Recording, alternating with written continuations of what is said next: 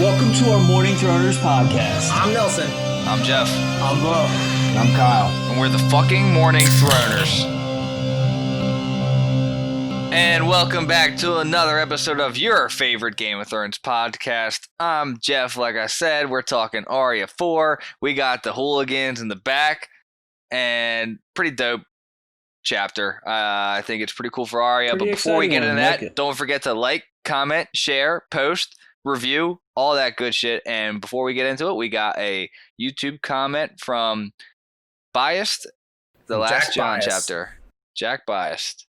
So Jack Bias says, this is on the John chapter, the last John chapter that we put out. So that was the John chapter where John gets put in as a steward instead of a ranger and then goes to Weirwood Trees. And his comment is about the discussion we were having about the carvings of the faces. So he says, another great podcast, boys. I always thought the Weirwoods were carved by the children of the forest. Don't know if I assume that or if it's ever mentioned in the books. Not sure how trees grow, but I know that people carve trees into all kind of ways, making living chairs and shit. I'm sure you can carve a face into a tree after it goes through tree puberty. It won't change much, maybe expand if the tree puts on a little weight. Regarding Winds of Winter, I don't really see why you guys can't read ahead as long as there are the no spoilers section has no spoils because people might be reading along with you. Having someone who hasn't read ahead will help you know what is and what isn't a spoiler. But what will be in the spoiler section then? Will there be a spoiler section for, just for the next few chapters you've read, or will you even do one? Thanks again, lads. So he wants a spoiler section for Winds of Winter? He's like wondering like how would that even work? Like how would we do a no spoiler and a spoiler section? Would we go like chapter by chapter and do a no spoiler like up to that point? And I mean, we'd have to go to like... Well, Glow would read the whole book. I would read the whole book pretty quickly. I would go into Kyle role for the new book. Exactly. Why you? You would have to do it because I have out. self-control, unlike the other fucks. But no, I mean, so you're saying you're going to do it without me is what you're going to do? Yeah, well, we would redo it with you. I don't know if we'll get I think there the thing for that you. we proposed. I think the thing that we proposed that was the most likely for the Winds of Winter is we, instead of doing it like we're doing now for one episode per chapter, we maybe split it into like 6 parts or 5 parts, and then me, Jeff, and Glow pretty soon after the book comes out, we'd go through those 6 parts. So maybe like part 1 would be like chapter 1 through 10. This book is coming out in the next like couple years. It is not coming out. Dude, we're reading less than a book a year right now. So if it comes out in the next 6 years, we need to plan for this. All the other books are like 4 or 5 years. Optimistic, bud. I don't know. So anyway, I think that's the plan. That's the route we're taking right now. So like we'll split it into like 6 parts, so maybe like 10 chapter parts where Jeff will read 10 chapters and stop. Glow and I will probably read the whole thing. And then we'll do a spoiler section, a non-spoiler section with Jeff where we talk about those first 10 chapters. And then maybe Glow and I do a non-spoiler by ourselves afterwards. If that's the case, no one's going to listen to that spoiler section. So well, if there's stuff at the end of that book that happens, I'm just saying based off of the talent that's not there. Oh, based anymore. Off the talent, yeah, we'll see. The talent's not there anymore. Yeah, I'm gone. Jeff's gone. What's the point? Don't even have the podcast at that point. Also, so another thing I want to mention about this comment. Do you guys know what living trees are? I didn't know what this was. I looked it up when I saw this comment. A living tree? I mean, people mold trees. Or a living tree chair. Like like bonsai wood that's like they you can bend them fold it over around. and then they bend it back up. Do they bend it or do like put something in there that grows in? I also saw when I looked it up, I also saw living tables where there was like a piece of marble and then there was like trees that like grew up and around it and held it. So in place. Usually it's like a cage or it's the tree is trained. Yeah, exactly. Yeah. I think if it's a little one, you can like tie them down and then like when they're so flexible, tie them, and then when they grow big, they'll be stuck like that. That's how you get like the corkscrew ones that go like around poles and shit. Right. Yeah, exactly. I mean, I didn't think about that, but that's... I don't know how I didn't argue this the other week when we actually had this discussion, but like trees, like the bottom doesn't grow to the fucking top of a tree, like ever. Like we don't have birdhouses. You definitely said that. Now that I'm thinking about it, because I heard it when you said it, and then I heard it when I edited it. You said the bottom doesn't become the top, and you guys made fun of me for saying that my foot became my head. And that's why I'm so dumb. Yeah. We did talk about that. Yeah. Like I said, I thought that I had something. Like I feel like I had. I'm glad I remembered that part and brought that up. So moving on. Pretty good part. How does this? I got 2 quotes early on in this one, and then not really for the rest. So I kind of wanted one like towards the beginning, but paint the picture. How's this start, Jeff? Also, or Glow, whoever wants to take it. I want to mention this is only the second time we've seen Syrio. A lot of mentions of him, but only the second time I've actually ever seen him.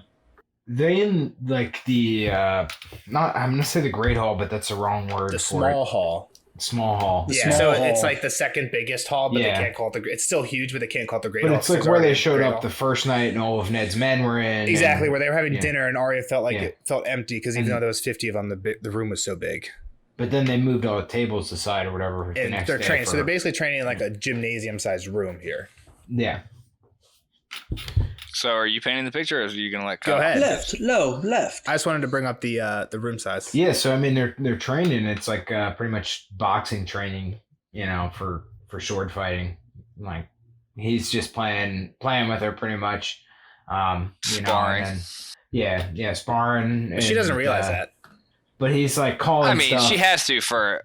No, for she doesn't. She actually says when there's the fight. Oh, yeah. well, I meant like he's like telling her where he's striking until he fucks her. Not fucks her, but fucks her. When you're a kid, not fucks her, but fucks. Yeah, but when you're a kid, I don't know. Like I feel like people think like kids think like sure, you're playing they're doing your as well. Dad or uncle 1-on-1 in basketball, and he's like kind of like, oh, take your shot. Like I'm not gonna block every layup. But what I'm saying is like he's telling her like, oh, I'm gonna hit you on your right side now. Like obviously defend. Like he's sparring with her. Like when they're putting the gloves up, like you're just hitting the glove, and then he puts this one up and fucking counters you with the left hand.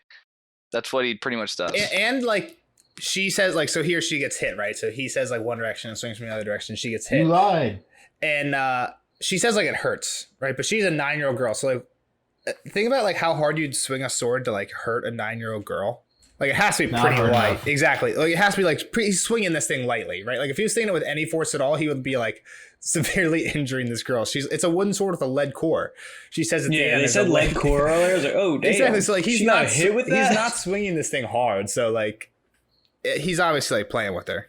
So no, I bet he's swinging hard. I think he's trying to teach her. I agree with Kyle. I think he's gonna. I think this is a little bit of a hit. Hard enough to give her a bruise for sure. And she's a tough girl. Come on, she's feeling this. She's feeling this for sure.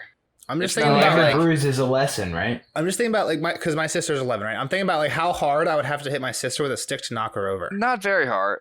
I mean, exactly. You have to swing to knock her light. over. To knock her over, like she's right. She's fighting. It's not like she's like not ready to take a blow. Like she's in a stance. She's got her feet underneath her. She's getting hit here. She's a 9-year-old. She gets hit for sure. 9-year-old girls are little, dude. Okay. You're also freakishly tall. That's true. That's true. Complete. Yeah, Sirio's like me. He's bald and short. That's true. All right, so I want to read this quote after she gets hit.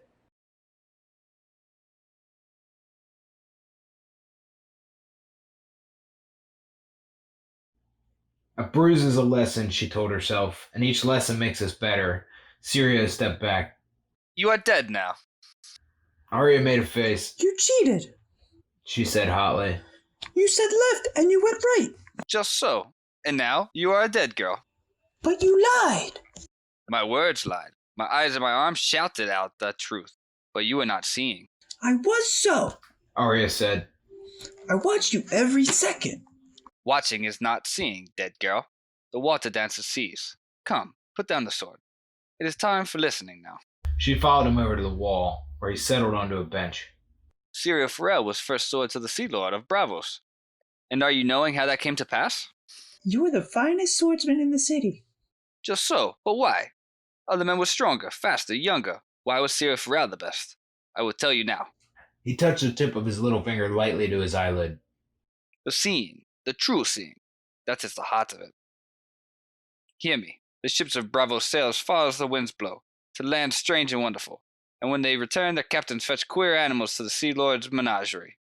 Such animals as you have never seen. Striped horses, great spotted things with necks as long as stilts, hairy mouse pigs as big as cows, stinging manticores, tigers that carry their cubs in a pouch, terrible walking lizards with scythes for claws. CFOL has seen these things. On the day I am speaking of, the first sword was newly dead, and the Sea Lord sent for me. Many bravos had come to him, and many had been sent away. None could say why. When I came into his presence, he was seated, and in his lap was a fat yellow cat. He told me that one of his captains had brought the beast to him from an island beyond the sunrise. Have you ever seen a like? He asked of me. And to him I said, Each night in the alleys of Bravos, I see 1,000 like him. And the Sea Lord laughed, and that day I was named the first sword. Arya screwed up her face. I don't understand. Sirio clicked his teeth together. The cat was an ordinary cat, no more. The others expected a fabulous beast, so that's what they saw. How large it was, they said. It was no larger than any other cat, only fat from indolence, for the Sea Lord fed it from his own table. What curious small ears, they said. Its ears had been chewed away in kitten fights, and it was plainly a tomcat, yet the Sea Lord said her, and that was what the others saw. Are you hearing? Arya thought about it. You saw what was there. Just so. Opening your eyes is all that is needing.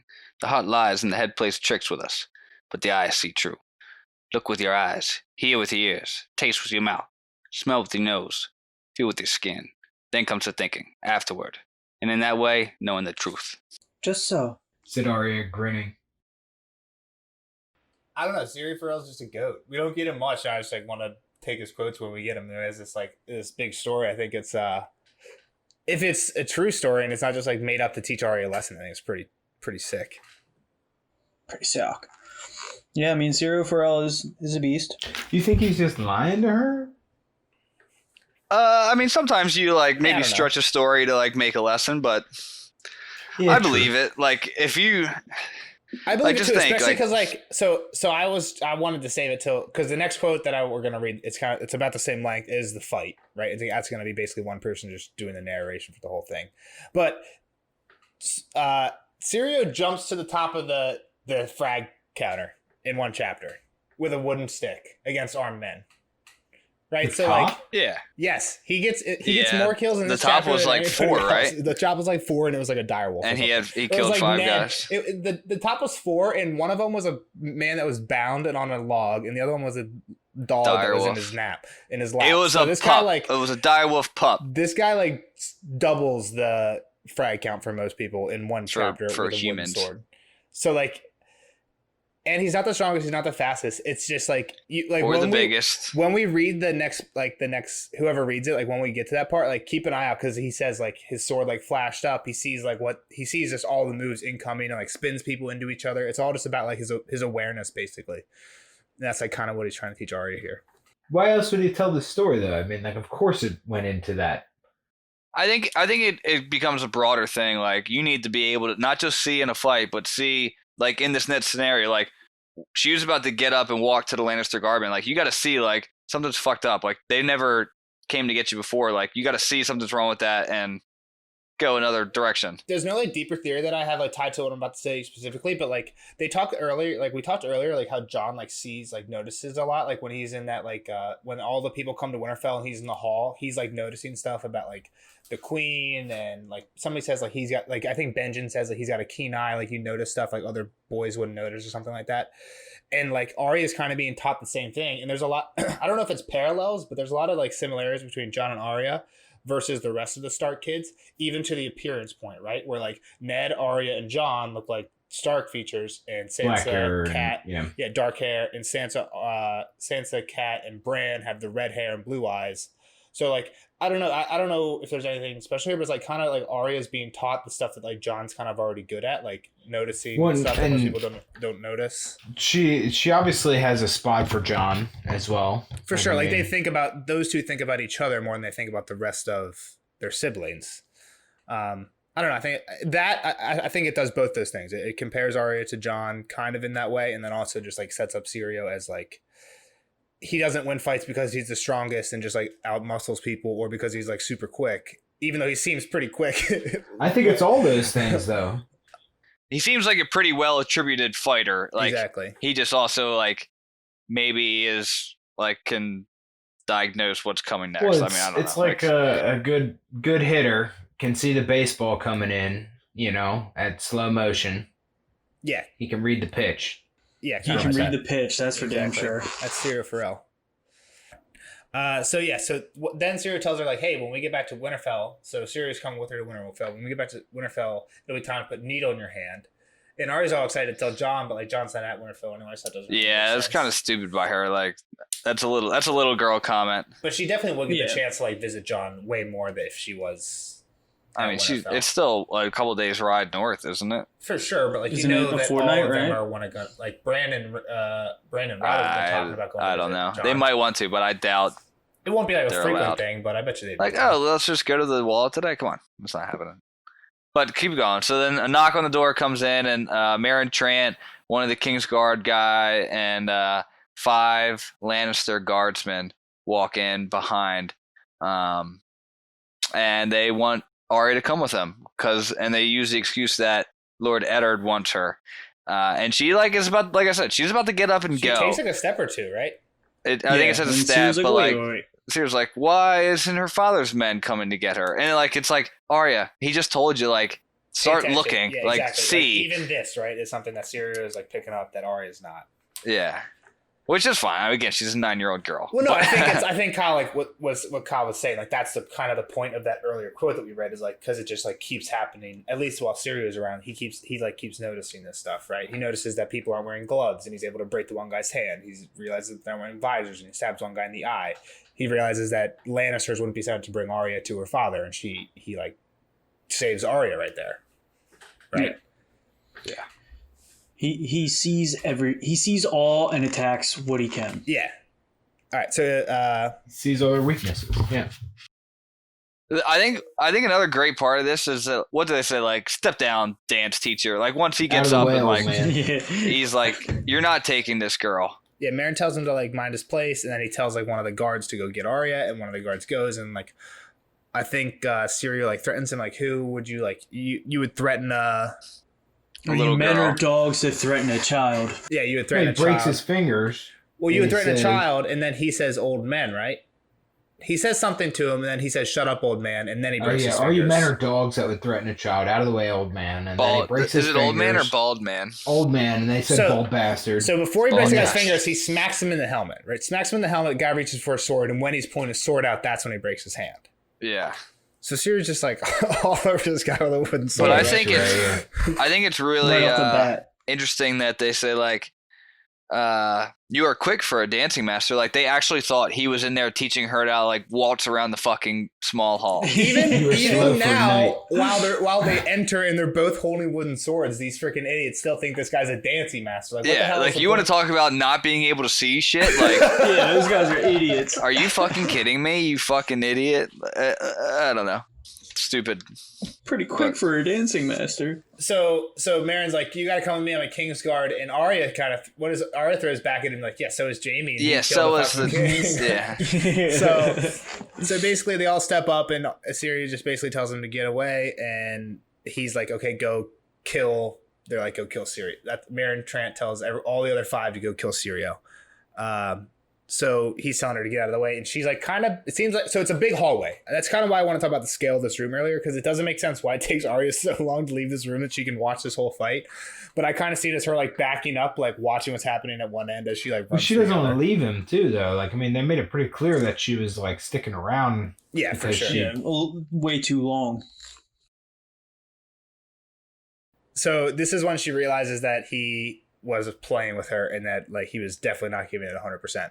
So why don't you guys read the next quote in the same be all the same people. I don't know if there's any quotes besides Kyle, so it might be mostly Kyle. The red cloaks came at him from 3 sides with steel in their hands. They had chainmail over their chest and arms and steel codpieces sewn into their pants, but only leather on their legs. Their hands were bare, and the caps they wore had nose guards, but no visor over the eyes. Syrio did not wait for them to reach him, but spun to his left. Arya had never seen a man move so fast. He checked one sword with his stick and whirled away from the second. Off balance, the second man lurched into the first. Syrio put a boot to his back, and the red cloaks went down together. The third guard came leaping over them, slashing at the water dancer's head. Syrio ducked under his blade and thrust upward. The guardsman fell screaming as blood welled from the wet red hole where his left eye had been. The fallen men were getting up. Syrio kicked one in the face and snatched the steel cap off the other's head. The dagger man stabbed at him. Syrio caught the thrust in the helmet and shattered the man's kneecap with his stick. The last red cloak shouted a curse and charged, hacking down with both hands on his sword. Syrio rolled right, and the butcher's cut caught the helmetless man between neck and shoulder as he struggled to his knees. The longsword crunched through mail and leather and flesh. The man on his knees shrieked. Before his killer could wrench free his blade, Syrio jabbed him in the apple of his throat. The guardsman gave a choked cry and staggered back, clutching at his neck, his face blackening. 5 men were down, dead, or dying by the time Arya reached the back door that opened on the kitchen. She heard Meryn Trant curse. Bloody oafs, he swore, drawing his longsword from its scabbard. Syrio Forwell resumed his stance and clicked his teeth together. Arya, child, he called out, never looking at her. Be gone now. Look with your eyes, he had said. She saw. The knight in his pale armor, head to foot, legs, throat, and hands sheathed in metal, eyes hidden behind his high white helm, and in his hand cruel steel. Against that, Syrio in a leather vest, with a wooden sword in his hand. Syrio, run! She screamed. First sword of Bravos does not run. He sang as Sir Meryn slashed at him. Syrio danced away from his cut, his stick a blur. In a heartbeat he had bounced blows off the knight's temple, elbow, and throat, the wood ringing against the metal of the helm, gauntlet, and gorget. Arya stood frozen. Sir Meryn advanced. Syrio backed away. He checked the next blow, spun away from the second, deflected the third. The fourth sliced his stick in two, splintering the wood and shearing through the lead core. Sobbing, Arya spun and ran. So he kills 5. Dude, he's just a fucking badass the way he kills these people. Technically, he only kills 4. One guy kills another guy for him. I think he kind of gets 2 guys to kill each other for him, right? But I would give him the kills.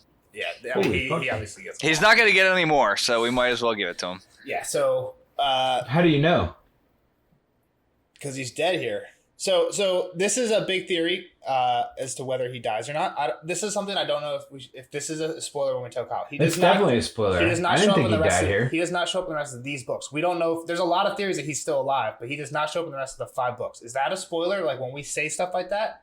Like, because this is something that we're going to discuss in the spoiler section. I don't know if we should discuss it with you or not, because literally this has always seen Syrio up to this point. Right? So that's definitely a spoiler.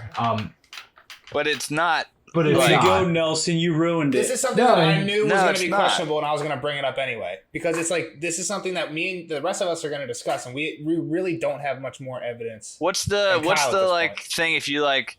Isn't there a theory or something where if you don't actually see him die, is like a certain director in a movie, like you can never count him out? Well, so here's the thing. Like, well, it's just Kyle, if you don't see him die on screen, they're still alive. Is a pretty big TV trope. Exactly. So here's the thing. Kyle's going to say stuff right now about why he thinks Syrio isn't dead. And can we discuss that with Kyle? Because we all have thoughts on the same topic because we know about as much as Kyle. I think we should see what Kyle says. We have more information. We should just comment on what Kyle says. Well, you have the information. Well, you definitely have information that you don't see him again, obviously, which I didn't know. I mean, so then everything is a spoiler. Exactly. Everything's kind of a spoiler. We're not really allowed to talk. So like because it seems like as you come up to certain points in the story, we should be able to talk about like big theories that are like big in the fandom with you. Yeah, there's nothing wrong with that. This isn't a huge one, but this is something that people don't really know. And I feel like at this point you have 95% of the information that we have on the topic. The extra piece of information you have really is that you never see his name mentioned again or him alive again. All right, so 90. Yeah, maybe 90. Well, I didn't even mean... No, I wasn't trying to refute your statement. I was just... I think we should ask Kyle, why do you think he didn't die here? Well, I mean, first off, I just assumed he was coming. Like, still. Okay. For whatever reason. But why did I think he didn't die here? Because he just fucking murdered everybody else. Yeah, I mean the cards are pretty stacked against him when you just think about like what this dude's armored up in and like. So let's just say this: I think for as seeing as he is, when the last guy starts walking to you, pick up a fucking dead dude's sword. He is stupid as shit for not doing that. So I was gonna say that too. I don't understand that at all. He could go. Whatsoever. He could have went akimbo, fucking long swords if he wanted to. Yeah. He could have went General Grievous with 4 swords in his hand. And one hand.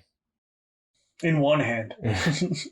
No, I mean that wood sword is still like his weapon though. Like I mean, if you train, it wasn't always his weapon. He actually had a real sword. But he's been. How do you know if he's dead? Because he's the first sword of Bravos. He was maybe he was a warrior. They didn't fight with wood in Bravos. How do you know? Because he was a warrior. He's just doing it. He's just training Arya right now. I know.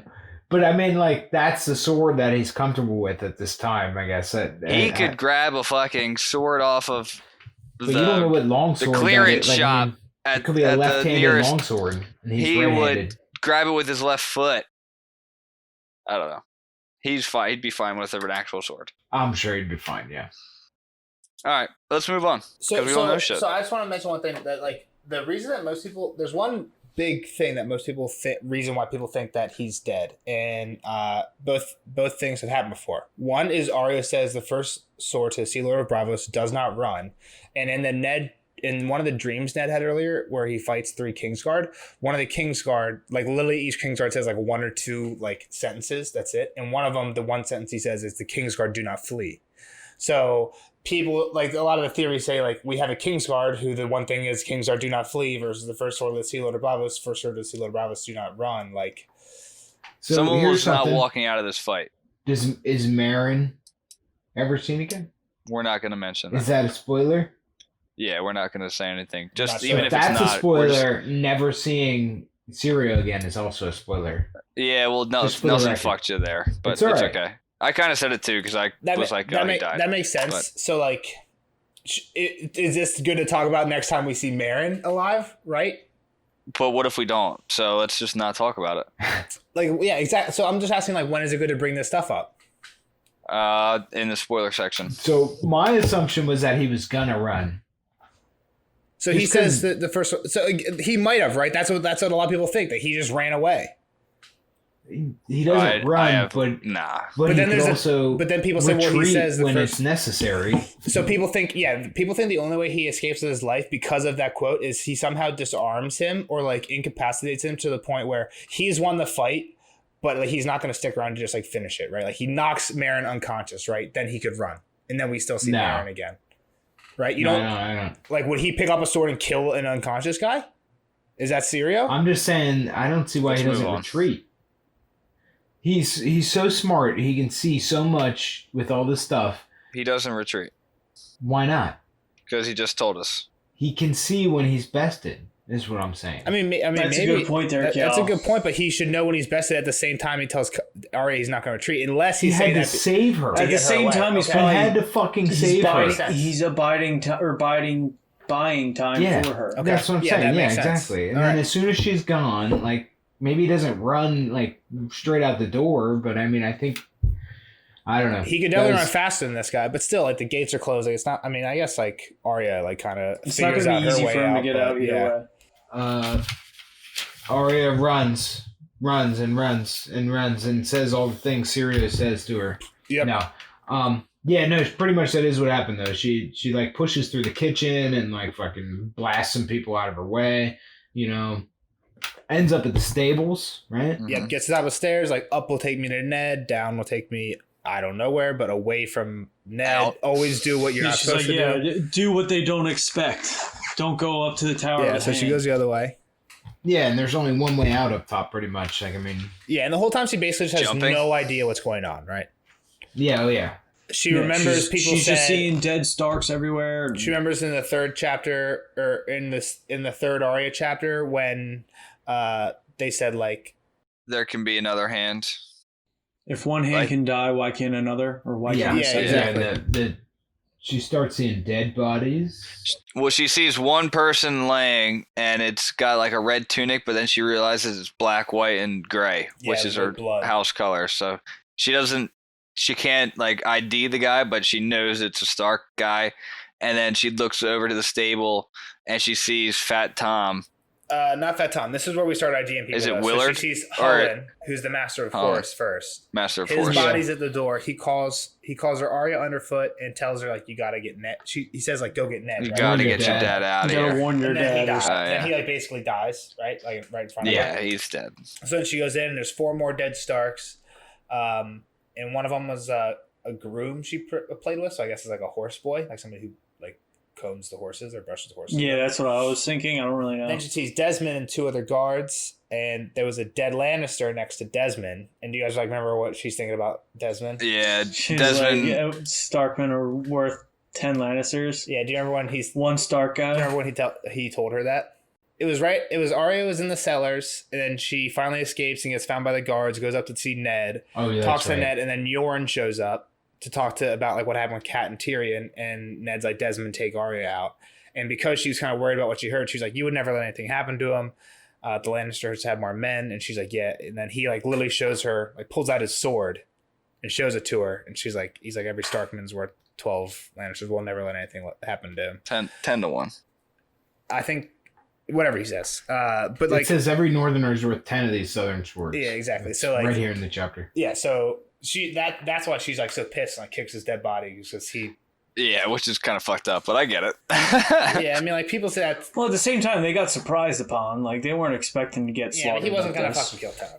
Right, we saw what happened when Jory, Ned, who was that in the fucking Well, streets? you saw what happened in the... Oh, you don't know. Syrio Fro literally just, like, karate chopped 5 Lannister men to death.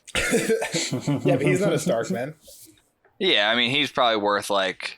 He's the first, at least first 5. sword. Maybe probably 10 with a real sword. Yeah, so he's pissed at her. And while he's in... when she's in there, she sees that, like, the wagon that they were going to use to, like, load all their shit onto the ship was in there and like kind of got knocked over, right? Yeah. Yep. So she like sees her suitcase. She sees her suitcase. Yeah, exactly. So she starts like rambling in there and she grabs some stuff. She grabs She's looking for a needle. A heavy cloak, a skirt, some small clothes, a dress her mother made for her, a silver bracelet she thinks she could sell, and then she starts like digging for needle. And then for a moment she was afraid somebody took it, but then she finally grabs it, and then like the way it's written, it says like there she is, and you don't know if it's Arya saying there she is for finding needle, but it's not. It's this other boy. It's someone's. There's a voice close behind her. Some fat dude. Yeah, no, I didn't think that at all. Else, but when I read that before I read the next part, I was like, oh, that's her finding it. Yeah, it could be her saying yeah, like, when you read it like quick, I there get she you. is. And then it's like, oh, a voice whisper hissed behind her. Like that's something people say when they find something they're looking for. Oh, there she is. Sure, but then you read 6 more words and you get all the context clues you need to know that it's not Arya saying it about Needle. She don't know me, but I knows her. Oh, yes. The wolf girl. So Arya makes it on the frag count list this chapter. This too. Yeah, She's at the bottom now. Dope. She's 9 years old. She just murdered somebody. Yeah, it's okay. She's getting off here. She's not going to jail. In our times. I think the important part here is that she forgets everything that she learned from her dancing lesson. Like everything goes out the door.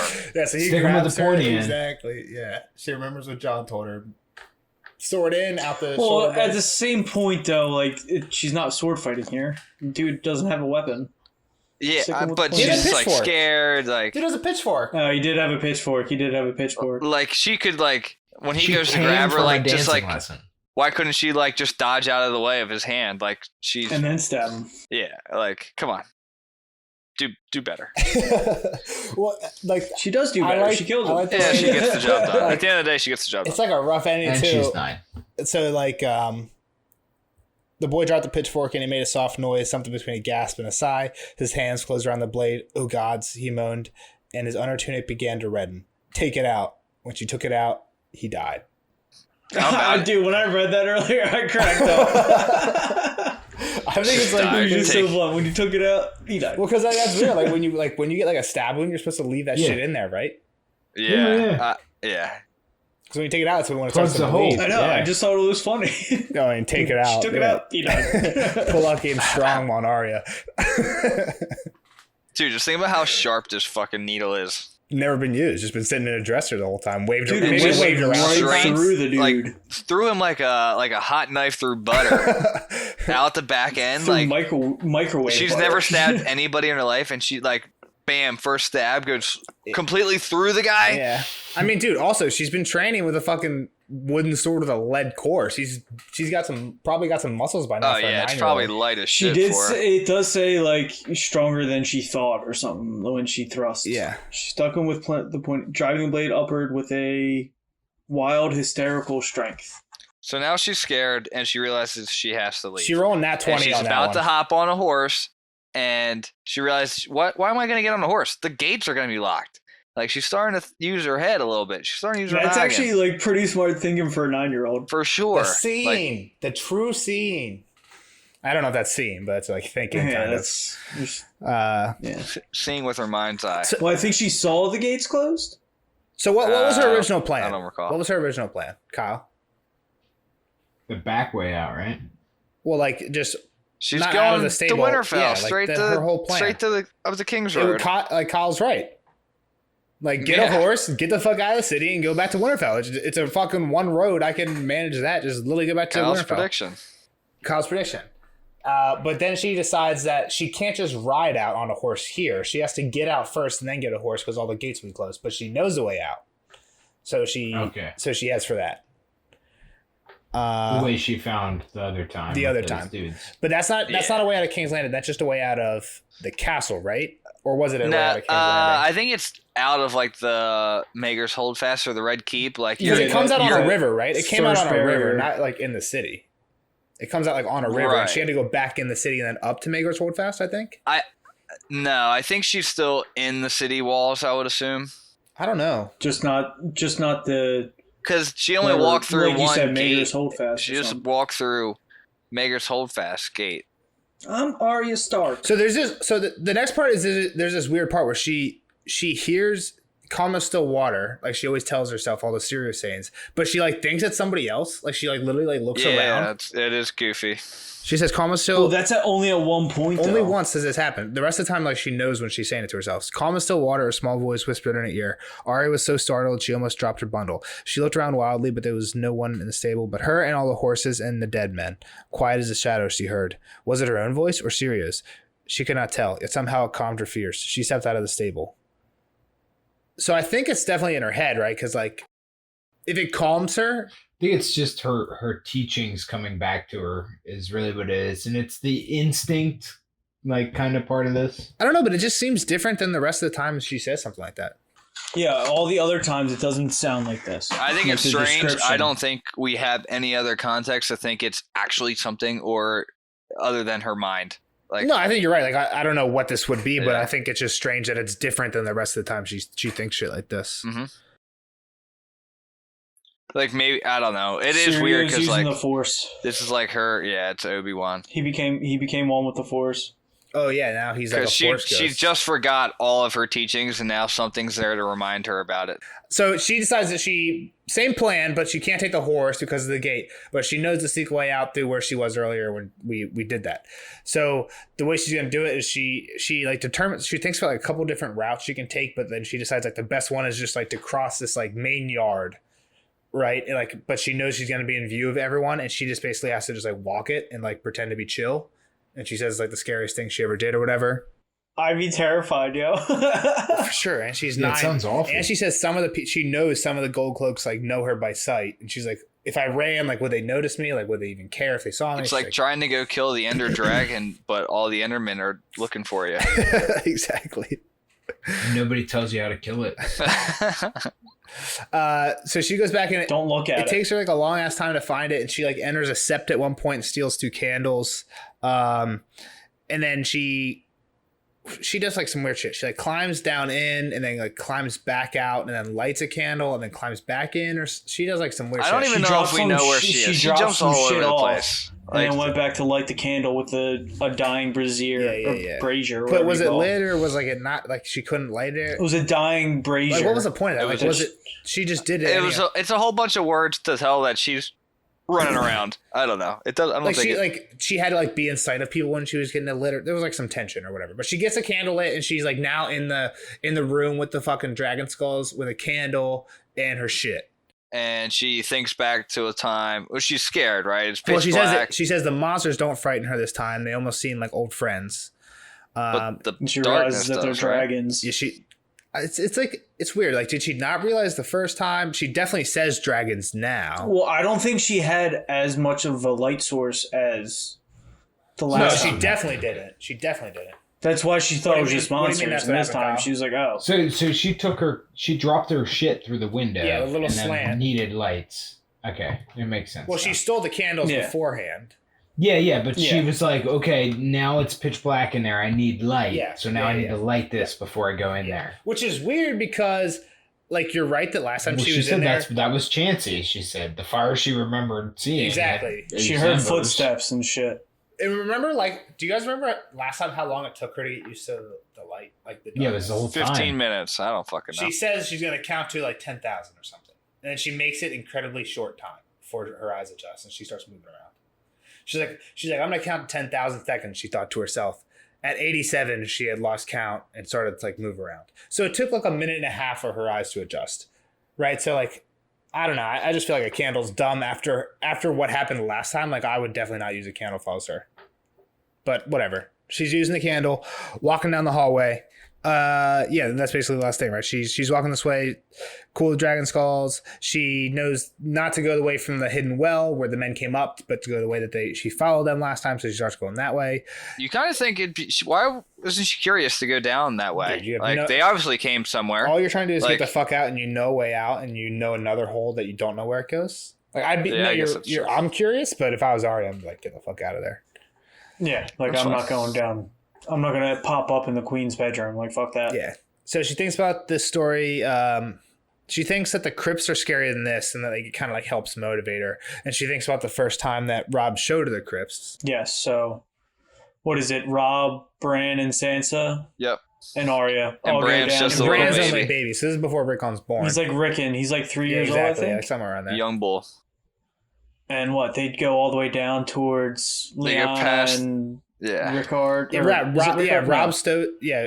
past Lyanna and Rickard, and Rob's- Rob shows them And he's like, all right, here's your graves, their guys. own graves. It's just fucking creepy, dude. It's fucking weird. Like Arya's 9 Yeah, it is now, pretty and weird. Bran is what, 7? So if Bran's 3, Arya would have been 5, and Sansa 7. So we have a 5, 7, Yeah, 5, and little 3-year-old, and Rob, who's like maybe like 10, is showing them their fucking graves. That is such like a bully Yeah. big I brother mean, I think move. it's even weird, like if you go to a cemetery now and you see like someone already has a plot for For themselves, sure, like or like and they it's have like they're their still wife alive. died, Like, and it's- there's a spot for like where they're gonna be or whatever. Yeah, that's like kind of creepy.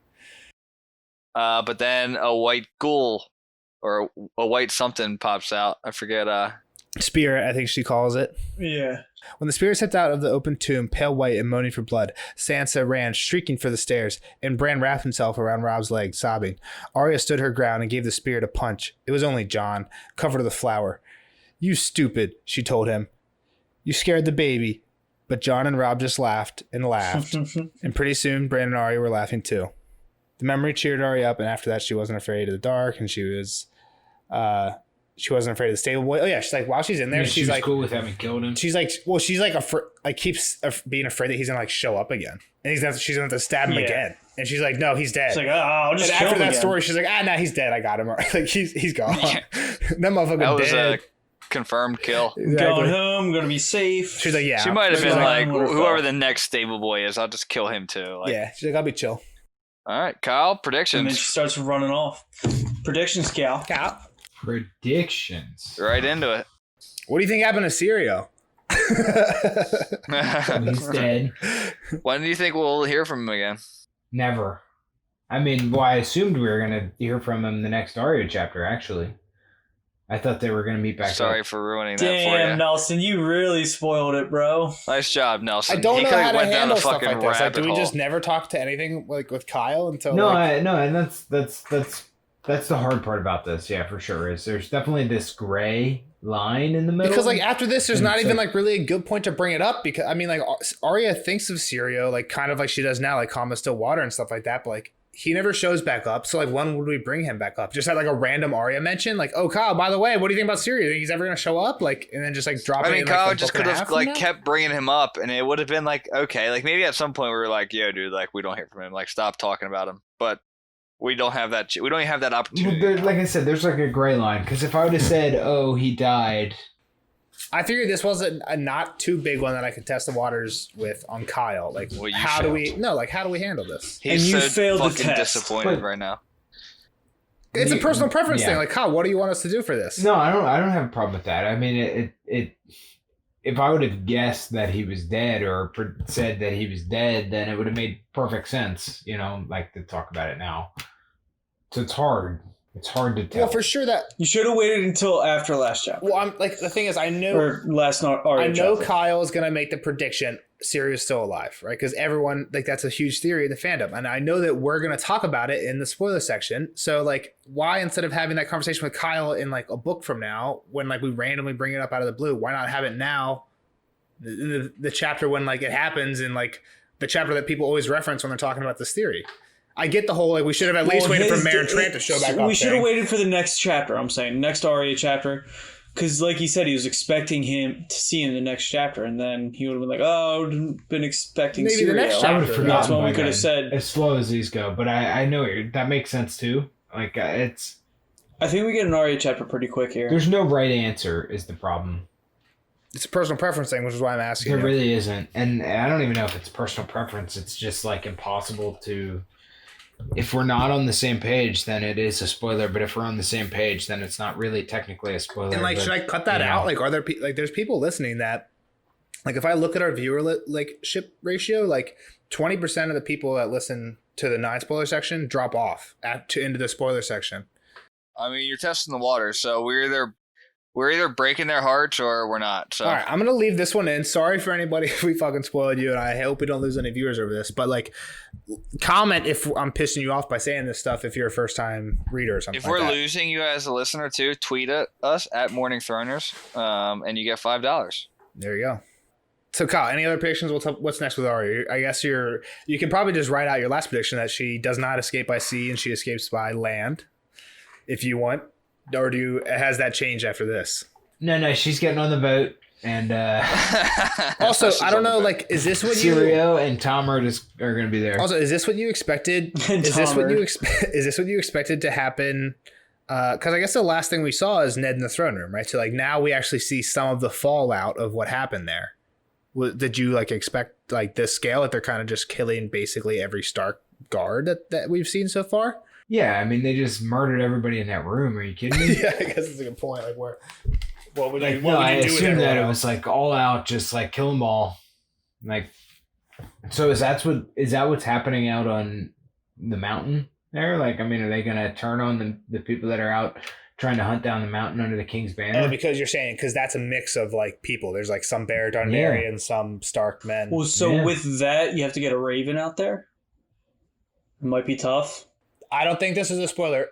The way ravens work in, I guess, the real world, I'm not sure, but at least in Westeros, is ravens. They use pigeons. 95% of ravens can only go to one castle. Right, they're trained to fly to a destination. So if there's a raven that's And what, trained to go to, they're carried and this back. becomes you have to take a raven by horse or carriage back. That's how they are in real life too. Actually, so like some ravens are smart enough to train to go, and this is important. Like, 'cause there's like sneaky messages that like people are sending with ravens later, and you're like, oh, did they send it with this raven? Because there's like 1 or 2 ravens that can go to like 1 or 2 castles. Like you can tell it, like they're smart enough, you can train it to say a name or whatever. And then I guess there's like some really smart ravens that can go to like multiple castles, but those are like super rare. But yeah, the majority of ravens can only go to castles. So like if you have a party, so like you wouldn't be able to send a raven to these people unless they went to a castle first, right? But they could have ravens and be sent back, right? Because they could have ravens that are trained to go to King's Land and be sent from anywhere. So that's how it is typically with like the pigeons. I think is like they have a home base and they're good at getting home. Exactly. Yeah. And that's about it. Yeah. So it's the same thing here. So I didn't even think about that, but it's a good point that Glow brought up that you How wouldn't many really be able trips to does it inform take them. a pigeon for it to make it its home? I wonder. Probably none. What do you mean trips? It just like claimed it to be its home. I think Like, what if they it just said know. like, "Fuck that castle! Like that tree was my home. I'm going to that tree." You put that on a Minecraft bed and you have the pigeons sleep in it. They respawn there. All right. Always just go back. So I guess one more thing that we can a real quick turnaround spoiler for Kyle. What's up with Sansa? Now we know what's going on in the castle. What's up with Sansa? Because she's next. So let's get a prediction from what's going on with Sansa that we can turn around. So I mean, I have the unfortunate foresight of knowing that she's alive. So do you think they would have killed Arya if they captured her? I don't know, man. I honestly don't know the answer to that. I couldn't tell where it was going. It seemed like they might have, but I don't know that they were going to kill her. It kind of sounded more like jail or take her. Well, I kind guess of like thing, even and last take chapter, custody of her. even last Ned chapter, you thought like there was a potential Ned was dead, and like we were not going to see Ned again. I think we kind of spoiled you on that one. That like Ned does get another chapter. You've been blowing it lately. But like if you, I guess if you thought they were gonna kill Ned, why not just have them kill Arya and Sansa too? I mean, I guess let's think back to like another family's point of view. Like if Ned was, when they tried to kill Bran, he was talking about Joffrey. No, I'm saying like Ned and Joffrey. Like Ned wasn't just gonna kill Joffrey right away. Oh yeah. But the Lannisters are a different breed. Sure, well, but like I said, they already tried to kill Bran, so why wouldn't they kill her?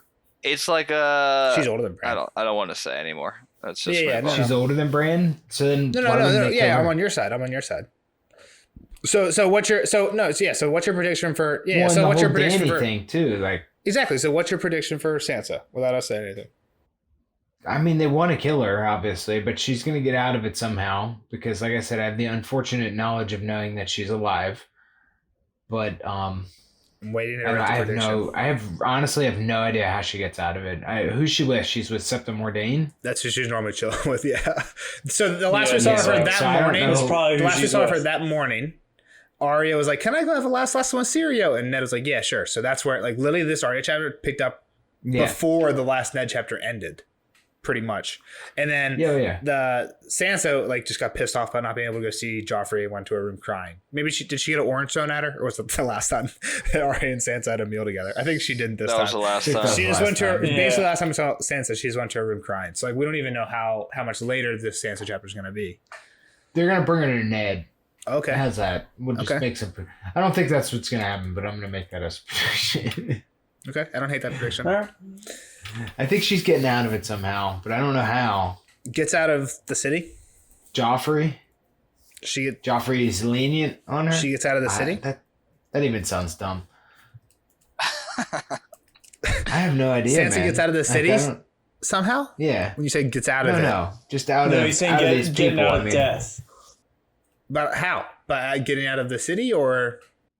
Yeah, I honestly don't know. Like I said, she has no skills. And did you give anything for Arya? She has no skills. What do you mean Arya? Like she's peacing out. Like she's gonna steal a horse and head out. All right. I don't think she cares about Sansa either. Like I don't think she's worried about her right now. Yeah, they've had their they kind of had a falling out after. I don't even know if it's that. I think it's just more of like she just has no choice but has to get the fuck out. Well, yeah, but also they were never really friends. But like or comment, share, follow, do all that on YouTube, Spotify Premium most likely, and whatever else. We'll see Kyle in the next chapter. Also, I want to give a big shout out to the artist who is doing the work for our thumbnails, artist on Fiverr. We're going to have more come out. I'm going to try and use that art in more of our stuff, try and use it on Spotify and iTunes. If you don't see it, you might soon. But yeah, he's a really good artist. I'm going to put the link to his Fiverr account in the description of the YouTube video at least, and then any of our other platforms if I can. I'm not going to try and say his name because I definitely can't, but he's great. Give him some love if you guys need any art or anything in this style done. But yeah, Kyle, we'll see you in the next one, and we'll see the rest of you in the spoiler section. Bye, Kyle. See you later, Cal. Good night, guys. Spoiler alert! Spoiler alert!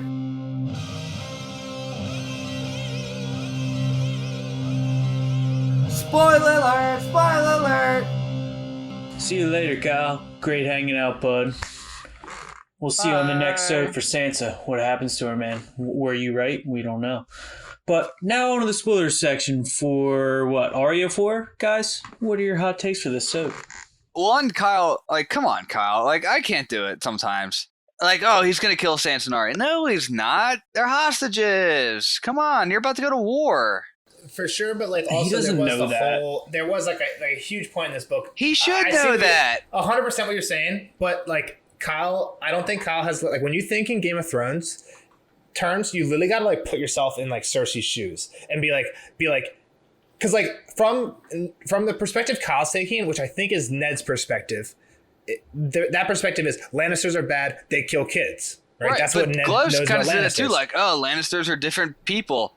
Like, yeah, but if you put yourself in Cersei's shoes, you're like, yeah, fuck, maybe I hate those kids, but if I kill them, he also, especially because he knows Ned's gonna die, right? If he knows Ned's gonna die, then that should make it even more important to keep them alive as hostages. If you're thinking in Cersei's shoes, if you're thinking from Ned's point of view, you think if he's going to kill me, why not kill my kids? Yeah, and this might be more Game of Thrones thing, and I might be a little bit more advanced because we've obviously read the books, but yeah, we're thinking about marriage. Marriage goes a long way in this fucking realm, and you've got 2 Stark women that you can wed to anybody you want, which ends up happening so that they can control the North. So that's obviously like a spoiler of what's coming is that Sansa gets married. He should know that by now, but he might not be fully immersed in it because, like we always talk about, we read also, a chapter every 2 weeks. I didn't even prepare this because Jeff brought it up, so like I don't have it off the top of my head. But do you remember when Littlefinger, like when Ned confronts Littlefinger about like I need your help? Littlefinger proposes something to Ned before Ned says anything. Do you remember what Littlefinger says? Wed Sansa to Loras. Wed Sansa to Joffrey. Oh, and Arya to Tommen, and I think Marcella to Robb. Literally tripled up. Have Sansa be queen, and then if at some point down the road one of them pisses you off, then reveal it, and then have Stannis take over, like later on. But for now, just go with it, right? So like at this point, if anything, Kyle should think that plan is what's happening. Yeah, I mean, because Littlefinger is now on the other side. So if anything, like just keep that plan. Like Littlefinger's plan is going to be the one that should be at the top of the list for Kyle right now because he literally told us his whole plan. Like the only thing about that now is this highborn children, like the main families. You just can't off them and say fuck it, we'll start again.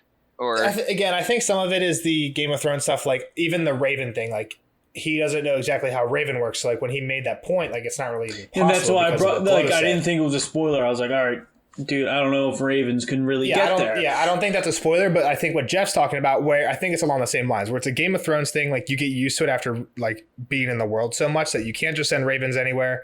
You can't just kill anyone you don't like because you need hostages. And I think definitely after Clash of Kings, by the time Jaime becomes a hostage, like there's so many hostages by the end of Clash of Kings, like I think he's going to get the picture like, okay, you can't just kill anybody. And this, I think if he would have I think he's going to understand like the error of his ways. But that's a good point, Jeff. You need him for hostages in this one. Yeah, agreed. Glo, what'd you get? So my first point, what is it? All right, so it's like a real stretch here. I mean, so it's talking about when Arya walks into the dungeons and sees the dragons. Well, she thinks of them as monsters at the point, but she's like almost as old friends. And they always bring up her connection to Lyanna, like looks like her, acts like her, blah, blah, blah, blah, blah. Maybe some sort of reincarnation type of thing. I don't believe it, but like part of Lyanna is in Arya, old friends because of the dragons. She was basically banging the dragon, so I see what you're saying. Yeah, it's just a stretch, but at the same time, I just noticed that as I was reading it. I was like, I don't know. I mean, I think there's definitely a lot of parallels between Arya and Lyanna, right? Like they're both kind of tomboys. They both like riding horses. Dude, is Lyanna really a tomboy? I feel like we've heard that she was fucking pretty. Yeah, she was pretty, and Ned, I think, didn't Ned previously tell Arya that she was pretty? But nobody else does. Already. Like that's her dad. But he tells her that she has Lyanna's beauty. So even in that, the only time she's ever said beautiful, she's compared to Lyanna. She with the horse riding. I think there's some parallels to her and Lyanna, especially because for sure. Think about the main Lyanna parallel, right? Lyanna is Jon's mom, and the number one parallel between Arya, or maybe not even parallel, as in like they act the same, but like kind of connection is with Jon. So that even ties her to Lyanna more in that way. Like, but Arya's been called like kind of ugly, like horse face. Oh yeah, for sure. Like Arya is definitely described like, more as ugly than beautiful. Maybe it's because she's dead. Like you never hear her say like, oh, like she was like kind of weirdly pretty, but had like a horse-ish face. Like you just don't hear that kind of stuff about her. But yeah, but they call her beautiful, but they don't like talk about her as like the most beautiful person ever. She's definitely beautiful. Like they describe her as beautiful, but they're not on like the level of like Cersei, right? Where she's like the most beautiful person ever, I don't think. Well, so even in the 5th book, doesn't the Faceless Man call her pretty at some point? Like I don't remember. It's this face you're getting isn't as pretty as your regular face. He says something there's a chapter along where those lines. there's a chapter called The Ugly Little Girl, and I'm actually I have a quote from that chapter that I'm gonna bring up for one of my points. But they kind of do, but I don't think that's a good parallel to Lyanna. I think the dragon thing I think it's a stretch, but yeah, that's what I was saying. I don't think a connection between Lyanna and Arya is a stretch. I think there's a lot of kind of parallels there. Yeah. My turn. I don't know, but like when like the whole beginning of this chapter just talks about seeing. This is one of my points. Like I don't know, is fucking Syrio maybe not Jack and Hagar, but was he a fucking like a trained faceless man? Faceless man, yeah. So the only thing I can think is the scene is kind of anti-faceless men, right? Like having the ability to see gives you the ability to like see through the disguises of faceless men. So hold on, I have a couple quotes from. I did some research today. Okay. Did my due diligence for today's episode. Went through 2 different books. So in A Feast for Crows, in Arya 2, she's asking. They keep asking her like, "Who are you? No one." I think it's a chapter where she throws that needle.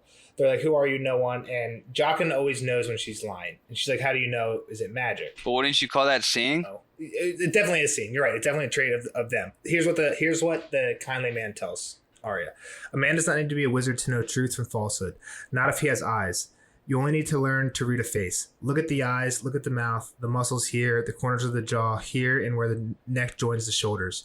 He touched her lightly with 2 fingers. Some liars blink, some stare, some look away, some lick their lips, many cover their mouths just before they tell a lie as if to hide their deceit. Other signs may be more subtle, but they are always there. A false smile and a true one may look alike, but they're as different as dusk from dawn. Can you tell dusk from dawn? So this is definitely like exactly what Syria is telling her. You're right, that this is a parallel. Like if you can see, like you need to be able to like read a face, but it's also the opposite. Like make it so you can't be read. That I feel like the faceless men are more in that category. Like yeah, like the common man's definitely really good at reading. But it takes being able to see to be able to not for sure. Like what's the saying about bullshitters? Like it takes a bullshitter to you can't. Don't bullshit a bullshitter. Yeah, don't bullshit a bullshitter. Yeah. Exactly, right? Like it kind of like takes one or no one type thing. But then in Dance with Dragons, in the Ugly Little Girl chapter, the one that Glow is just referencing, she again is like asking about changing her face, right? And they tell her that there's a couple ways to change her face. And the kindly man says, "Mummers change their face with artifice," the kindly man was saying, "and sorcerers use glamours, weaving light and shadow and desire to make illusions that trick the eye. These arts you shall learn. But what we do here goes deeper. Wise men can see through artifice, and glamours dissolve before sharp eyes. But the face you are about to don will be as true and solid as the face you were born with. Keep your eyes closed." She felt the fingers brushing back her hair. "Stay still. This will feel queer. You may be dizzy, but you must not move." And then this is where they like cut her head and put like an actual new face on her. But he says here, glamours dissolve before sharp eyes, right? Which makes me think Syrio, if he's saying that the reason he got hired is because he's really good at seeing, is because he's one of the few people that can see through most of the faceless men's disguise. Not the legit one where they actually take a new face, but most of the glamours. That makes sense. That's actually a good point there. So I see what you're saying, Jeff, where you need the skill to do it to also like spot it. And I'm 100% like, I think it's a toss up 50-50. Like maybe he's related to the faceless men. Maybe they have way more ties in Bravos than we think. Right. And they're connected to the Sea Lord, and the Sea Lord almost asked for him like because he was a faceless man. Maybe he just got trained a little bit. Exactly, or sent him there. Yeah, they sent him there for some training or something. But there's definitely a connection between the stuff that Arya learns at the House of the Faceless Men and the stuff Syrio teaches her. Whether he's teaching her like how to like basically she's going to become a vampire later, and early on in the story she learns vampire like how to kill a vampire type shit. You know, that type of thing. But either way, there's definitely like a lot in common there. All right, your turn. So obvious, this is the first person on Arya's list. Sir Marin Trant. Yes. You were the first on my list. And she does not kill him the same way she kills him in the books. In the books, she kills him in Bravos when he's at a whorehouse with like a bunch of like little girls. Yeah. Right? She pretends to be one of them. I remember that. There's something similar to that happens in Winds of Winter, but it's with somebody else on her list. It's not Marin Trant. It's Darren, isn't it? I won't say anything else because you guys haven't read that stuff, but it's not Marin Trant. Winds of Winter. The person that happens with in Bravos is somebody else on our list, but not. It's not really. It's kind of the same, but yeah, it's not Marin Trant. Wait. So how does he die in the book? I don't know if he's dead in the book. Sir Marin Trant. I don't think he is because is he ever brought up again?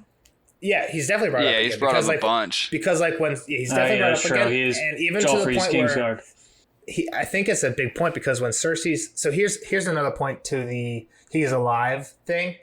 He's not that good. Like he's not one of the best of the Kingsguard. Later, when Cersei's arrested and she's thinking of like who her options are, right? Like some of the other Kettle Blacks are already arrested too, and like some of the Kingsguard are down in Dorne with Marcella. Like at that point, there might even be two. Like I think Ares Oakheart's gone and maybe even dead at that point, but they don't know it, so they send Sir Preston Greenfield. So two are there. Jaime's gone out in the Riverlands, and I think like two of the Oakhearts are in trouble. So like they're like running out of Kingsguard who can fight for Cersei because she wants to go the trial by combat route. And they're literally like, you have Sir Boros Blunt and Meryn Trant, and Cersei's like, fuck, like I'm dead in a second. I think those are her two options, and she's like, yeah, I'm fucked. So like she does not have faith in them, and this is a show only quote, but it's too good to not talk about here. Do you remember when Arya's training and that when she's with the Hound and the Hound comes up to her and he's like sees her doing her water dancing for the first time? Yeah. Do you guys remember how that conversation goes at all? Yeah, and he's like, what this is not it. He's like, what the fuck is that? And she's like, that's not fighting. She's like, no, it's dancing. He's like, dancing? He's like, who taught you that? And she's like, Syrio Forel, the greatest sword who ever lived. And she's like, where is he? And she's like, he's dead. She's like, yeah, killed who by? And she's like, Meryn Trant. And the Hound's like, the greatest fucking swordsman killed by Meryn Trant. And he's Meryn like, fucking Trant. She's like, he didn't have a sword. It's just a stick. He's like, the greatest swordsman who ever lived didn't have a fucking sword. Oh, that's a funny part. She like tries to stab him, and he like grabs the sword and throws it away. He's like, you know why that greasy haired cunt's dead? He's like, because Meryn Trant had armor and a big fucking sword. Big fucking sword. Dude, the Hound is so good. That's a show only quote, but it's too good to not talk about. And a big fucking sword. Because Meryn Trant had armor and a big fucking sword. All right. Has the person at the stable called her Arya Underfoot before? Holland? Yeah. Yeah. This isn't the first time she was called Arya Underfoot, right? Or was this? I don't know. Because she takes this alias. Doesn't she take this alias? No, Arya Underfoot was a nickname that like Jory or Fat Tom gave her. Yeah. It was just like a nickname she had from Winterfell.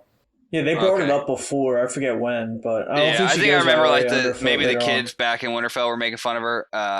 But I think it was something the guard said because she was always like hanging out in the yard and like she was always like around, kind of like in their way. So like, I think Fat Tom nicknamed her Arya Underfoot or something. I thought it was a name that she like kind of like one of her aliases coming up, like as she's running around the fucking city, like she calls herself Arya Underfoot instead of Arya Stark. What's the first name she gives herself? It's like Ari or something like that. Ari, yeah, because she's pretending to be a boy. So Ari. Go ahead, you're up. Oh, do you think there's an importance to that scene in the dungeons about the Stark children, like Sansa running away right away? And is there any? I think it shows us that Arya's different, right? Like Bran cries, Sansa runs, Arya punches Jon, even before she realizes it's Jon. I think it kind of shows Arya's a little bit more fearless. I think it also is another thing that just points to Arya and Jon have like a good relationship, right? Like she punches Jon and then she's like, she joins in with the laughing with them. Yeah, right. That's true. And I think kind of more, not that you really need it at this point, but even distances her and Sansa, right? Because if you think that the way that story goes is Robb, Jon, Bran, Sansa, and Arya all go down into the crypts. Jon jumps out. Bran's scared. Sansa's scared, but Sansa leaves. She literally runs away. She runs away. She says, and by the end of it, all other four, even the baby, are all laughing about it. Even Bran. But Sansa's that's what I'm saying. There. Like, is that showing Sansa's? Like, I think it's like she's less like the rest of them. She's less like the rest of the Starks, I think. So would that potentially influence her future and, go against the Starks or something like that? I mean, the next chapter she writes that letter that becomes huge in season 7. I doubt the same thing happens, right? Where Maester Luwin keeps a record of all the notes and then Littlefinger turns it on each other. But she said the next chapter is where she sends the letter saying that like, makes sense. So Ned's it's a basically traitor. Foreshadowing. I think it's kind of a little bit of that. Yeah, exactly. And it just like makes her feel safer, right? Like she was scared and then she thinks about that and then she's not scared. She's like, this place is creepy. It's definitely just a warm memory too. Yep. So the whole is Syrio dead thing. We talked about it a lot. We don't have much more to talk about it. Obviously, the one thing that we can't talk about is he Jaqen? I feel like if Jaqen's in the cell, is he probably has the ability to just leave whenever he wanted to. Yeah, it could be just. I feel like he's random skilled dude enough to right like now, get out of there. And then Jaqen steals his face too, or Sirio. Steals Jaqen's. Oh, steals that third guy's face. Yeah. I see what you're saying. So what are the more like thematic reasons people say that why he's not alive is because like Arya, one of her like main things is like people die, like people she's attached to die. Second Arya chapter, Micah dies. Right? Mm-hmm. Or like Micah and then like Lady dies. Fourth Arya chapter, Syrio. Fifth Arya chapter, last Arya chapter of the book, Ned. 3 out of the 4 chapters, if you assume Syrio died, she has like one of the closest people she's attached to die. Mm-hmm. Right? Like Micah's her best friend, die. Syrio is like her teacher, coach, one of the best friends, die. Her last Arya chapter, Jon dies. Not really. That's the Jon chapter, but yeah. So like one of the things was like Arya kind of learns. And another thing is like when think about the second chapter, that death when Micah dies. What like Arya was upset about that the whole next Arya chapter too, and like what was she upset about? Sure, Micah died, but what was kind of she more upset about? That no one Sansa did lying, anything about it. No one did anything. Like this was against the law. You like right? Like this like. He didn't do anything. Joffrey lied. Something unfair was done, and no one cared. No one did anything just about this. Yeah. Not her father, not Jory, not anybody who all knew she was telling the truth and that this was fucked up and Micah just died. They don't do anything because it's like this sounds like a super dick thing to say, but it's like to an extreme. They don't do anything because it was really inconvenient for them.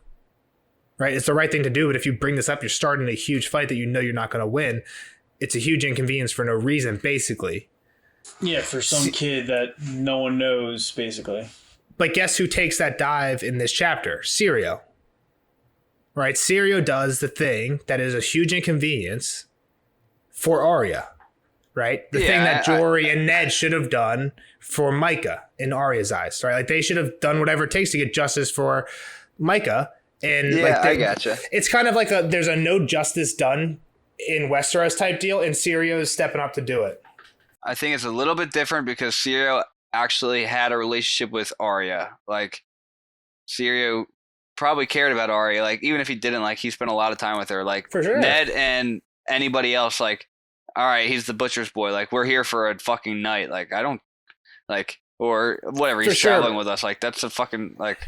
100%. I'm not saying they're the same thing, but I think, like, thematically, like, for Arya, especially in this book alone, not in like you can probably extend it through her whole arc, but she like kind of gets like introduced to a lot of injustice, and her heroes are people who kind of stand up for that, even in stuff that she doesn't realize they are, right? So Ned, for the whole Joffrey thing, he's like an Arya hero. He's one of the few people that stands up for justice. Same with Syrio right here. It's not really justice, but he's doing the right thing and protecting her. Right, Jojen is like kind of a toss up. We don't really know, but like Yoren becomes a huge exactly. He sacrifices his life to save Arya and Gendry. Right, like all of her like role models are kind of Hound. Even the Hound later which is a complete 180, right? Because he's the one where it all fucking starts, doing the original unjust thing of killing Micah. But that's like why Arya's just arc is so good, and like sometimes it's like interesting to look at what happened in this chapter, how does that affect the story? But then also just to take like one character and look at how their arc goes and how like a lot of it's repetitive, right? Like Arya sees so much fucking, like I guess you can say this for a lot of characters, but Arya sees like so much death and like just horrible shit happen, right? Like she sees the Tickler, she sees all that shit that happens at Harrenhal, everything that she encounters in the Riverlands with like the fucking trying to be she becomes a Faceless Man that also kill people, like exactly. So and then the only other thing that I had on this chapter was she's like running or trying to get to the stables and trying to hide, and she says it reminds her of chasing cats, but now she's the cat, and if they caught her, they would kill her. And then when she goes to Bravos, one of the names she takes on is Cat, probably because of her own mom. Yeah, that was the last thing I had. Just a weird callback. So my next thing is we talked about it in the non-spoiler section. I didn't know if there's any like. The whispering thing in her ear, I think, is really fucking weird. Yeah, so I mean, I don't know. I think it's really weird, but I have no fucking clue where this comes from, right? Like, nobody should have this ability. Bloodraven shouldn't have this. Bloodraven shouldn't have the capability to do this. There's no indication there's anything to do with the moon. She's not dreaming, so a candle shouldn't be able to do this. I have no idea what this is, but it is really weird, and it sticks out like a sore thumb. And like Kyle didn't seem to think it was weird, but I guess like he probably just doesn't know all the weird shit that happens in this book. So, yeah, like, I mean that we're like just so skeptical at this point. Is that Jaden? Was there anything ever brought up about that in your research, Nels? Not that I've done, but I haven't looked into it. I think it's something that I definitely want to like put in our heads, right? And like see if that ever happens again, or if like there's like as we go through. I really don't remember it just not being her saying it. So if this is the only time where it's not her saying like it to herself, like fear cuts deeper than swords, like why is this the one-time whispers? Is it because she got off track of her teachings and now she needs to get back on it? Like, I don't know. Because this is right after she says she forgot everything Syria said, right? Like literally right before that, she stabs John. It's like says, a paragraph later. Or stabs, yeah. So before I say my last thing, before we get off it, like it makes me think more about the Faceless Man, because like I truly believe like a lot of the teachings are like Faceless Men background. So hold on. Another thing I'll tell you guys really quick that goes off that is people think that one of the main reasons people think that the Faceless Men like hunted her, right? Like Jack and Hagar doesn't go around giving iron coins to 9-year-old girls, right? Like it's not like hey, anybody we like can just join, and it's not like, oh, you saved me from this cage, I'll kill 3 people for you and then do it, right? There's something about Arya that he sees that's like, hey, this is a good recruit, right? What is that? What does Arya do in front of Jochen? Not fucking much, right? But right. I think it's a huge benefit. Seen other shit, like I don't know. So back to the seeing. He probably sees some of her. He witnesses her seeing somehow. So Arya has an amazing ability for sight. When she becomes the blind girl, right? She knows what's going on because she's warging cats in rooms she's in. Yeah.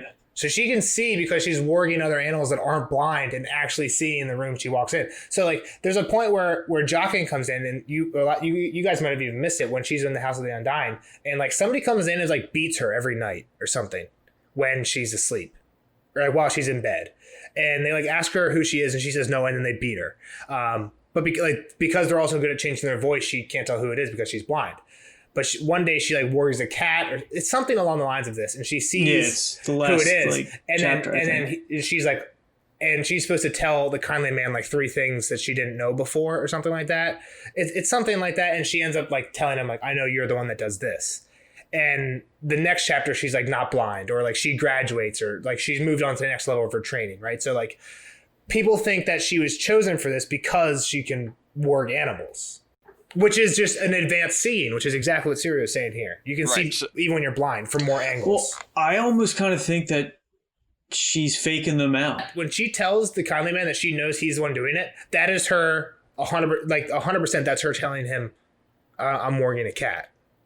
Like after that conversation, there's no way he doesn't know. So she might have been trying to hide it up to a point, but at that point, I'm 100% the camp. By saying I know that you did it is her saying I'm a warg. It's so I think seeing the blind men or the Faceless Men know all this stuff already. Like this dude is like up there on Bloodraven type deal stuff, and I know there's no proof of it, but like just everything we just said, like he's recruiting her. So why would he recruit her? Because he's seeing little bits and pieces. Like he's followed her to this point, and like it's I don't know. I feel like it's them whispering to her like, hey, don't forget to do this shit. Because if they don't right now, there's a good chance she just goes on to becoming a slasher or a hacker.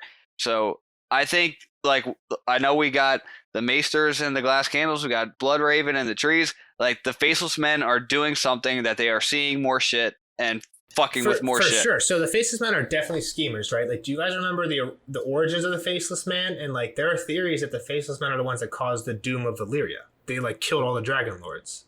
Do you guys remember the origins of the Faceless Men? No, only a little bit. I don't remember hearing that. So the Valyrians, they had the 14 Flames, which are these huge 14 volcanoes, and they had all these slaves working in the mines, right? Bravos is the first free city. So like some slaves eventually escaped, and it was actually the first Faceless Man who escaped and founded Bravos. But what happened was there was this one slave, and Arya, I think the reason I know so well is because I read these Arya chapters from Face of Crows and Dance of Dragons today, and he tells her the story in one of them, and he says that they were like so miserable and they were like praying for death because like they were just chained and all they were doing were mining in these volcanoes that were super fucking hot and horrible all day, and there was like fireworms that were like killing them and shit. So they were like praying for death, and then that was when the first Faceless Man like heard the prayer, like answered the prayers for the many-faced God and started killing the slaves. And Arya thinks the story is backwards, and she says like, that's not how this story like should go. Like he should kill the masters who are doing these horrible things to the slaves. And the Conleyman says, oh, he killed them too, but that's a story for another day. And a lot of people think that means that they somehow fucked with something, because the main thing on how the Doom of Valyria, like the main thing is, they never really describe it as more of anything more than like a huge catastrophe or a doom. But basically, the main belief is all 14 volcanoes that were kind of spread across this huge peninsula erupted at the same time. But like the peninsula basically just erupted, not the volcanoes. Like there was just so much, the whole thing, everything died. Yeah, fucking dragons burned in the sky. It was so hot, right? So people think it was so. Part of the mining was slaves, and part of the mining the Valyrians did was with magic, black magic, like blood magic type stuff. And people think that the Faceless Men somehow fucked with that to make their blood magic kind of go rampant and make it explode everything.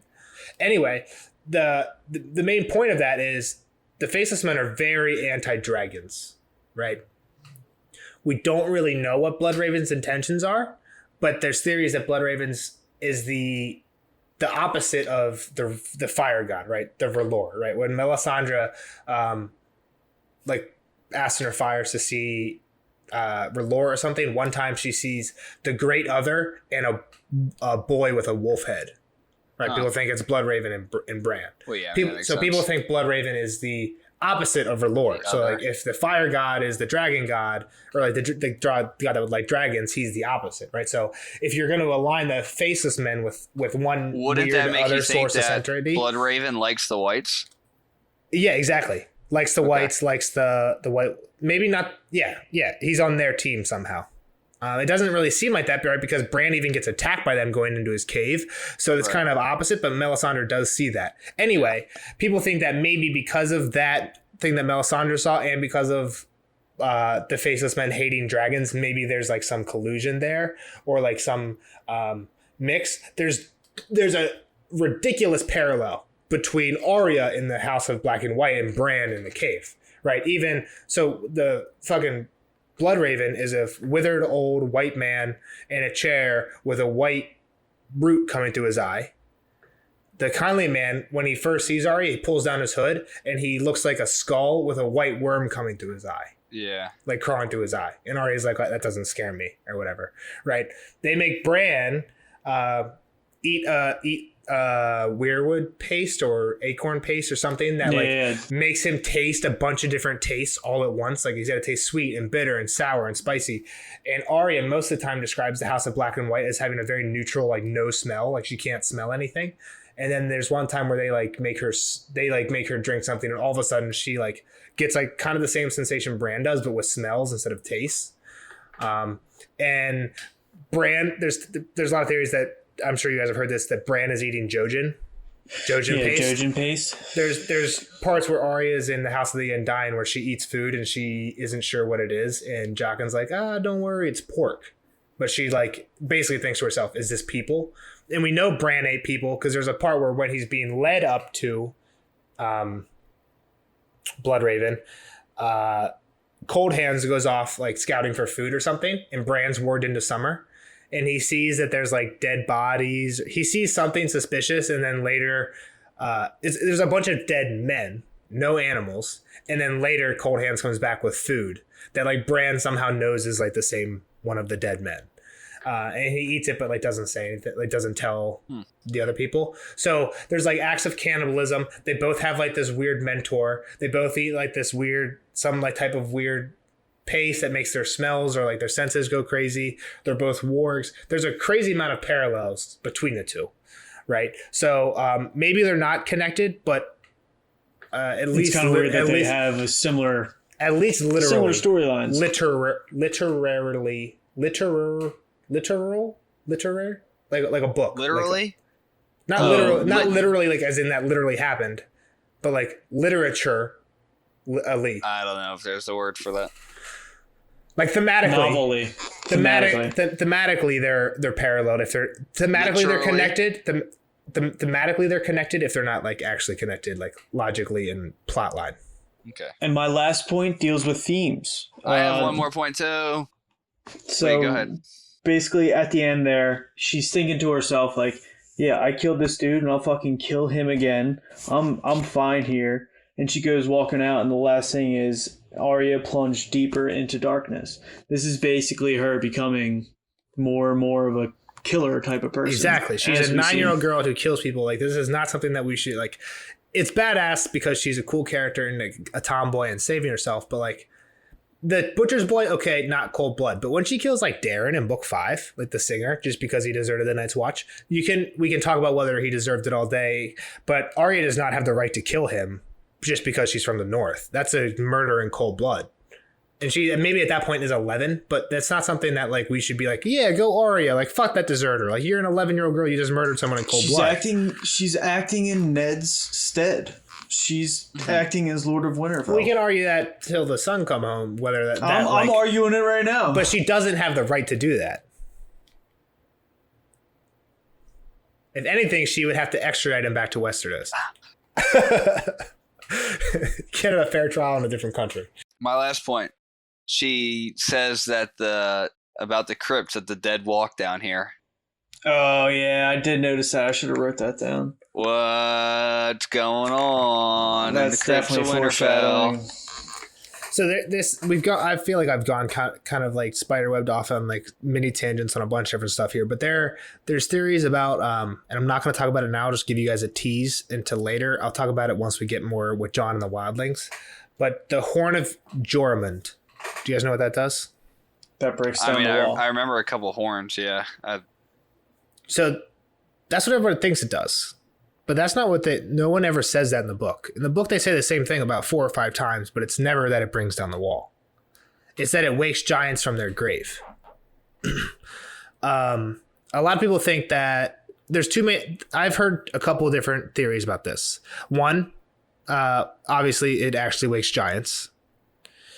2, it wakes children of the forest or like some type of like green seer type blood raven, right? When Bran goes into all those because we hear about it wakes, there's like stories about like there's stories about like giants like drinking bowls of blood and like this kind of stuff, right? Like I think the only thing that I remember, but there's I think there's 2 or 3 other examples, but there's stories that giants drink bowls of blood. Well, the giants that we hear about that Jon actually sees, they're all the giants that Jon sees are vegetarians. Mm-hmm. Who are the only people we know drink bowls of blood? Kind of going back to the Bran Jojen paste thing. Bran and Arya. Bran, Bloodraven, those people in that kid. Wolves. Not even Arya drinks bowls of blood. She thinks she might be eating human meat and they make her smell something, I think. But Bran and the people in the Weirwood cave, Bloodraven, are the only ones that drink bowls of blood. So people think that, and there's a part, I think I told you guys in the last chapter, there's a part where Bran, when he's in that cave, goes into another room where he sees a bunch of other people that are more decayed, but look basically like Bloodraven. Like the roots, they're kind of in like Weirwood thrones. Yeah. So people think that giants, it's like a kind of like a mistranslation from however old this horn is. And giants was like another term for all these Bloodraven type people, potentially because they have the capacity to warg giants, right? Bran even wargs Hodor, which is basically like half a giant. So the theory would be if all these Bloodraven type people come awake, they could all actually warg giants, and it could be that way or whatever. But there's a lot of theories with that. But the other theory is that it wakes all these like statues in the crypts. And I don't have the evidence. I don't remember the evidence off this, but there's another theory that when it says that we wake giants, it's all the stone statues in the crypts and their dire wolves. That's some Harry Potter shit there. That really is some Harry Potter shit. I forget the evidence for this, and I'll have to find it. Again, this is something I just kind of wanted to tease you guys. We'll talk about this more later when we get into the Horn of Joramun and how the main misconception is that it brings the wall down, but it's got this like weird alternate meaning about not doing that. And also, do we know anything about horns? Do we know anything about where that might be? Well, the other people think that there's 2 horns, right? That were carved. Well, what's the second horn? What do you mean? There's a horn that people on the Iron Irons blow. That's called Dragonbinder. Yeah. So there's 2. People think there's 2 horns from the same dragon, Dragonbinder, and then the horn of Yoramond, and they're both like the same thing. They came from the 2 mirroring like symmetrical horns of the dragon, and the Dragonbinder horn is massive. So they expect the horn of Yoramond to be massive. But there's a huge theory that the horn that Sam has, right? Sam literally brings like one thing with him from the wall, and it's this horn that he finds north of the wall that fits the first men. It's like broken and doesn't work. And he brings that to the Citadel. It's literally the only thing he brings there. People, what's the thing about the gun on the wall, right? You don't put a fucking gun on the wall unless you're going to shoot it. Exactly. You don't put the fucking gun on the wall unless somebody's going to get shot with it. You don't give Sam a horn that he's literally going to bring around the entire realm. They went around Dorne in the fucking ship, right? They went fucking Eastwatch to Bravos the whole way fucking around Dorne. He took it around the realm. And he's in the East. It's the only thing he brings. It's going to be fucking important, right? This horn's going to be important. So I don't know why I would like this horn. I just think it's neat. Exactly. And like when he's selling everything to like try and keep Maester Aemon alive in Bravos, he's like, we sold everything, but I felt like I shouldn't sell this horn. It's like, this broken horn that is literally useless. I just had a feeling I shouldn't sell it. Yeah, but it's kind of open-handed with this horn isn't fucking important. But yeah, that's I don't even remember where Jeff's question started there, but the crypts walking. Oh yeah, so people think the stone people are the giants that'll be woken and come back to life. The statues are personified like every single time someone's down there, right? They always say that the statues are looking at someone or they're like judging someone or something like that. So they're always personified. That's part of it. But I don't have notes on that theory offhand. Some of this stuff I have fresh enough in my head I can spur it off to you guys. Some of it I do research on beforehand, but some of it it slips through the cracks. Prepared. You should know what I'm thinking. I came pretty prepared. I was able to answer most of those questions pretty flawlessly in depth today. But going on long enough. Thanks everyone for listening. Don't forget to like, follow, share, comment, review. All that usual stuff. And we'll see you guys in the next one. Sansa 3 or 4. Sansa 4. Peace. Bye guys. Bye.